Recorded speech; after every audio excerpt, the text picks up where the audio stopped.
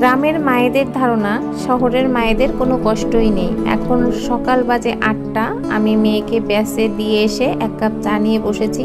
প্রচণ্ড ঘুম পাচ্ছে, মাথা ব্যথা করছে, তো 1 কাপ চা হলে মন্দ হয় না, তাই ভেবে 1 কাপ চা বানিয়ে বসে পড়লাম।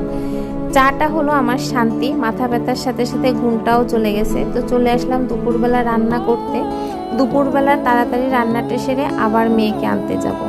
ভাবলাম ভাত আর লাউ চিংড়ি রান্না করব। গত রাতের খানিকটা চিকেন রান্না করেছি, ওটাই রয়েছে। তার জন্যেই আজ আমি লাউ চিংড়ি রান্না করছি, কারণ আমার বাচ্চাদের অনেক বেশি অ্যালার্জি।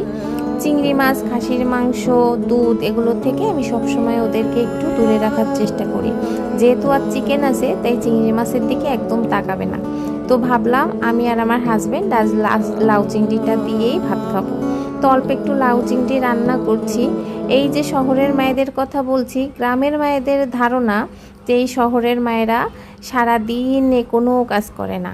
এদের ধারণা যে আমরা 4 দেয়ালের ভেতরেই থাকি, 4 দেয়ালের ভেতরেই সব, গ্যাসে রান্না করি, মোটামুটি আমাদের কোনো কষ্টই নেই, তারাই সব কষ্ট করে। কিন্তু আসলে বাস্তবে কিন্তু একদম আলাদা। সারা দিনে এই 8টা থেকে উঠে রাত 12টা পর্যন্ত অক্লান্ত পরিশ্রম করে ঘুমাতে যেতে যেতে প্রতিদিন 1টা থেকে 1:30টা বাজে। তারপরেও কিছু মানুষের অভিযোগ থাকে যে কি এমন করো।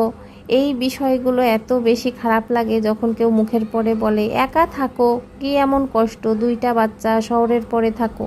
কোনোই কষ্ট নেই। আসলে যার সংসার সেই বোঝে তার সংসারে কতটা কষ্ট। কাজ শেষ করে 1 মগ জল খেয়ে নিলাম। এখন আবার মেয়েটাকে আনতে যাব। বিকালবেলা আবার ব্যাস আছে, তাই ব্যাস থেকে ফেরার পথেই এই মোগলাইটা নিয়ে আসলাম। আসার সময় দেখছিলাম যে মোগলাইটা ভাজছে, তাই ভাবলাম একটা নিই, কিন্তু বাচ্চাদের দেই না, কারণ ওদেরকে বাইরের খাবার দিলে একদম সহ্য হয় না। আমি ওদেরকে হরলিক্স আর বিস্কুট দিয়েছি। বাসায় রিলেটিভ ছিল, আমরা সবাই মিলে মোগলাই খেলাম।